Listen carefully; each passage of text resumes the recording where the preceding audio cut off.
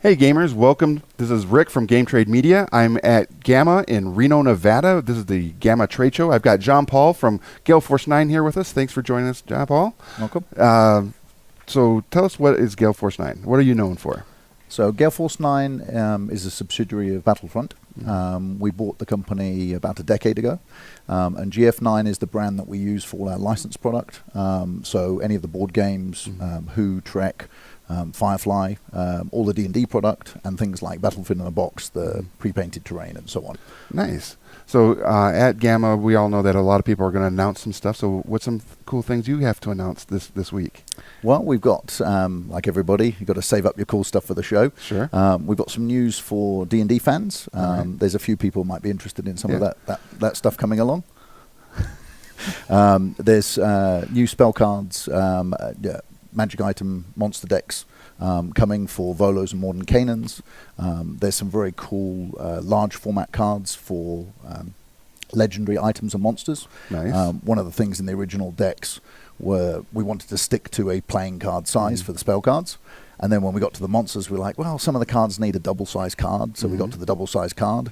And when we got to the really big stuff, we were like, well, they only fit on 5 by 5 inch cards. Right. And so those are coming. So you'll be able to have a card for your Tarask and your Hand of Vecna, because they're not. You won't use them every day, but they're cool to add to the collection.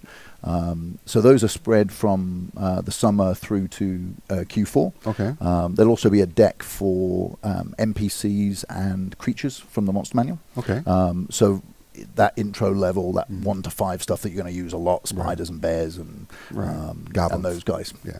That kind of stuff. So that completes the sets of cards that we had planned. It makes all the monster cards covered, so from every book up to the legendary stuff. We've also got lots of new miniatures coming. As always, a bit early to share anything, and on pain of death, Wizards will skin me, but in a couple of months' time there'll be a launch event like last year's one on Dragon Heist. Everybody went to LA, we got to dress up, wander around the set and tell everybody what's coming for the September module. Okay. Same deal's going to happen fairly soon, and then there'll be a reveal, and there's some very cool models and miniatures. Nice. I had a lot of FOMO last year, the fear of missing out.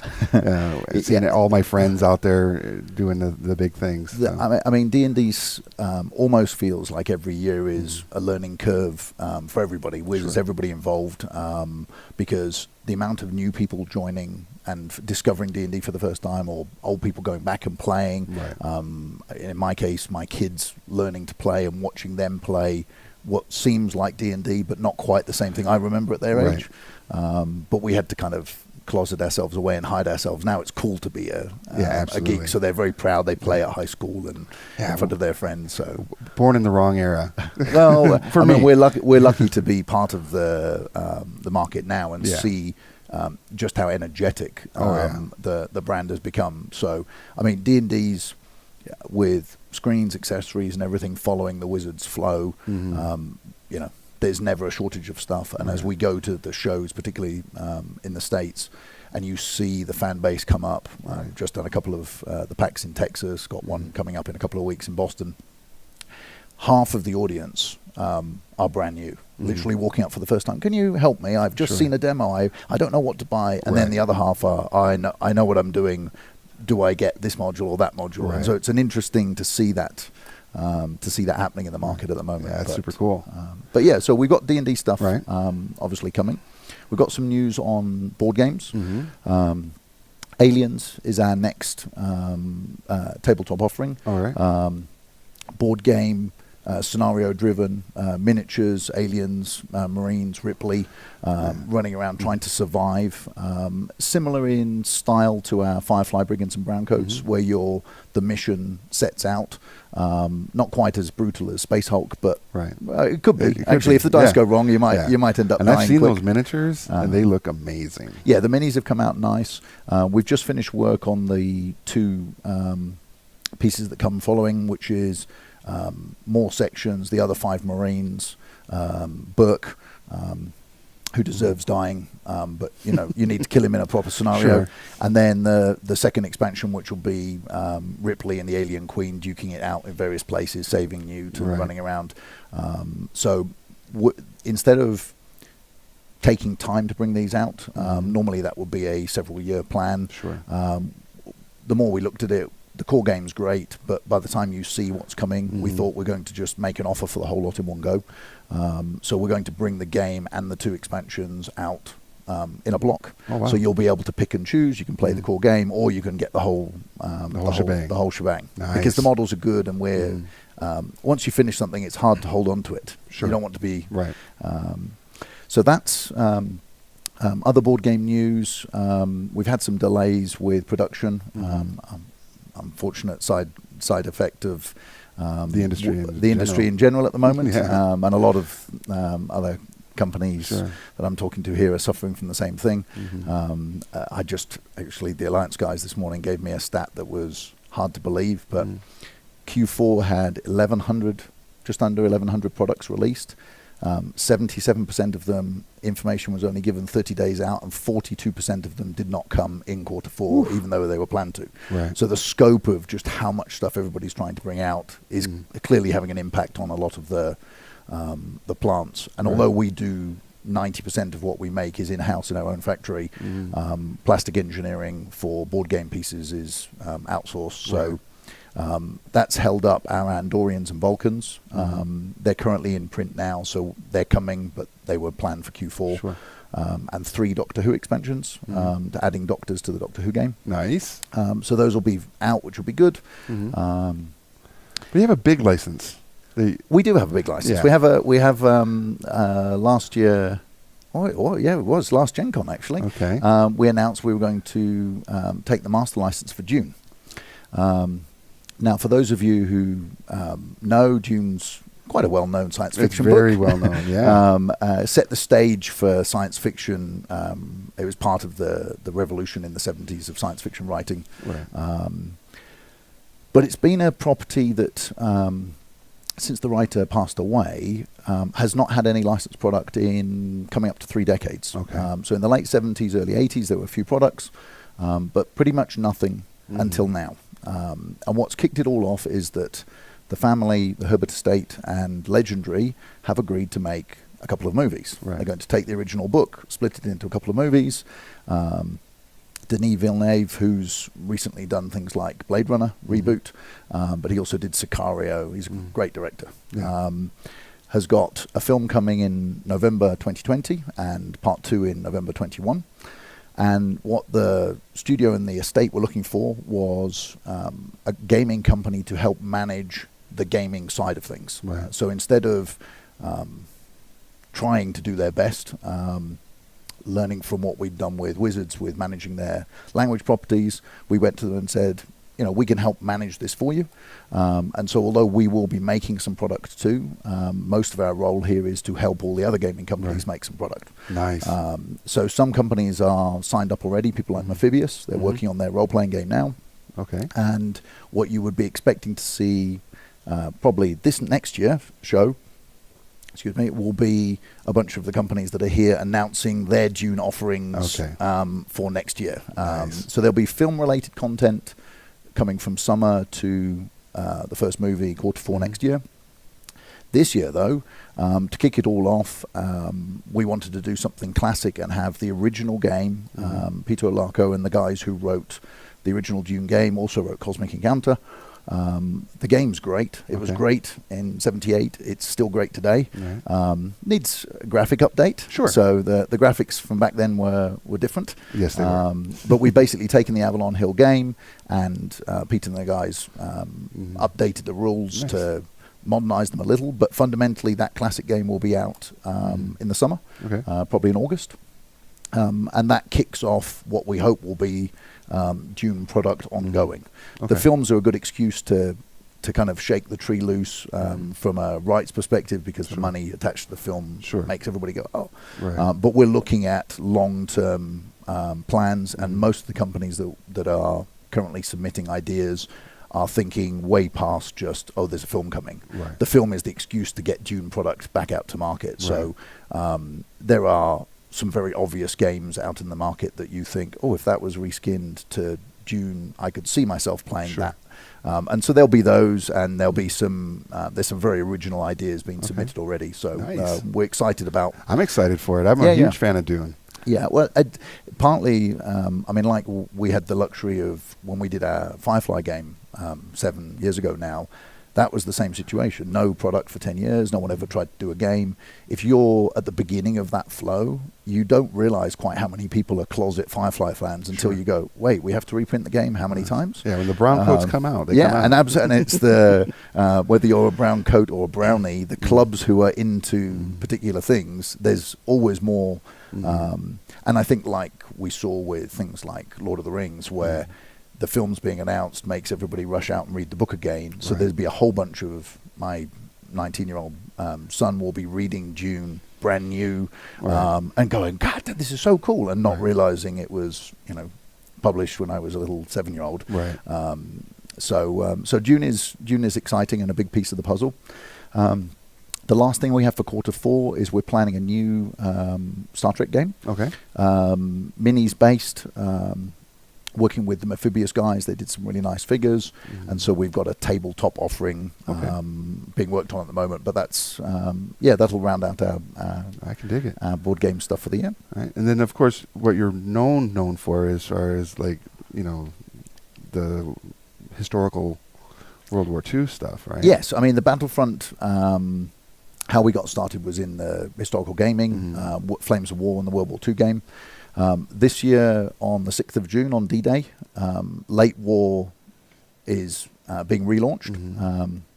We've worked our way through the war in chronological order, so people got to play and books and models were added. The first time round, coming up to 3 years ago now, when we got to Berlin and Late War was done. We've spent the last couple of years working on the desert and the conflicts in the desert between Rommel and Montgomery, and we're now back at the D-Day landings again. Nice. So come 6th of June, and while we're talking, there'll be some pretty pictures popping up on the screen. There's 2 very cool starter sets, Fury, which is a tank-on-tank intro game. All right. Gives you a couple of German tanks, a Tiger and a Panther, to fight against 3 Shermans to get a taste for what Flames of War is like. Right. But it's quick death, but iconic tanks. Yes, quick death. All plastic, iconic tanks, $35 starter set to just test you. Cool. Hit the Beach, 2 armies, a German and an American army fighting against each other. Paras, tanks, grenadiers, slightly more evolved force building, $50 starter set, leading up to full army deals with 25 figures in them. But all of the starter sets have the full rules in them. So whether you're someone who wants to, you already know you're a gamer and you say, I already know I'm going to pick Germans, you get the army deal and off you go, or you just want to dabble and have a go with a few tanks, Fury is where you'd begin. Right. But very much taking a leaf out of GW in particular, who've shown that if you make one starter set, making a smaller version and a smaller version to just make the entry level, the financial point easier. And so we've gone down that same path so that Fury or Hit the Beach or the army deals all get you started. If you're an existing player, there's a book, Fortress Europe, and a single packet of cards, and that basically updates all your lists and all the units you currently own. So with $10 or $20 for the book, you are ready to go. Nice. So there'll be loads of guys who've put their collection on the shelf while we were doing something else, or they're playing something else. So coming back should be easy.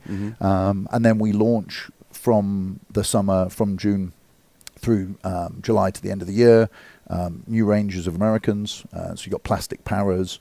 And any plastic vehicle that we didn't make the first time round, we made this time round. Nice. Same for the Germans, and then British and Soviets in 2020. Nice.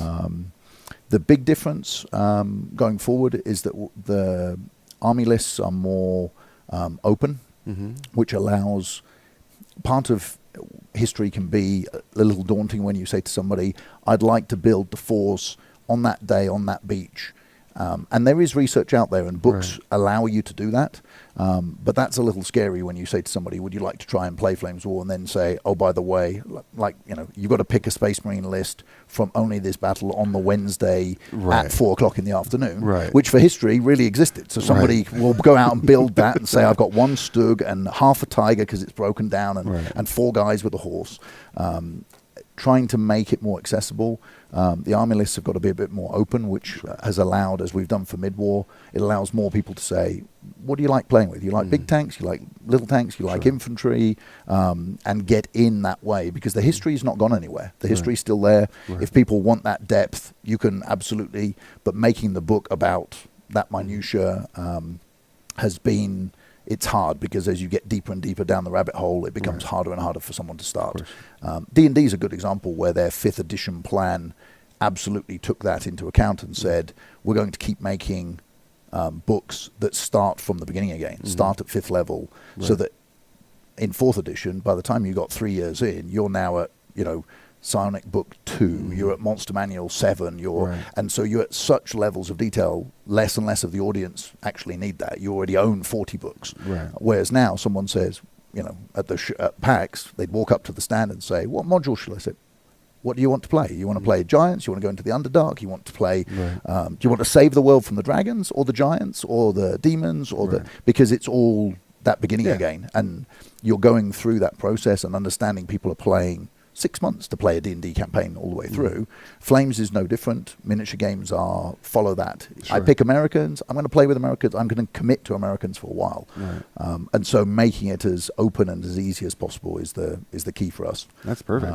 But yeah, that's been a lot of fun. The team in New Zealand's been working hard on that the last 6 months and just finishing most of the big milestones now. So that's all off into production. The other bit that's GF9 has been known for, and we pioneered, certainly in the early days of the company, was pre-painted terrain, battlefield in a box. Terrain straight out of the box. And the premise was always that terrain, in theory, isn't difficult to make, but we all have a shortage of time. There is a degree of, everybody would love those awesome tables that take months and months, but by the time you've done that, I am certainly someone I'd prefer to build another army or paint more miniatures. And so Battlefield in the Box was born out of that desire in the marketplace that lots of people would be, like myself and the guys who work in the business, terrain that you can just plonk down on the table and play with. And not surprisingly, a lot of people agreed, and the range has grown over the years. This year sees a serious push. If you imagine the last few years of D&D, things have gone crazy. And they have. You're talking about a brand that's in 30%, 28% like-for-like growth 5 years in a row. So everything D&D is in crazy levels. Battlefield in a Box this year is having that injection. We normally brought out 4 codes every 6 to 8 weeks, maybe 10 weeks. Currently, we have 5 a month coming. And it ticks because there are so many miniature games out there now, and great miniature games that just deserve a table for this and a table for that. Instead of having a go at, well, we have to pick and choose, we've said 2019 is the year we just want it all. So as well as core hills, whether they be smooth or rocky or desert, woods in varying types, rivers, toxic pools, tar pits. There's also ranges of Gothic stuff coming.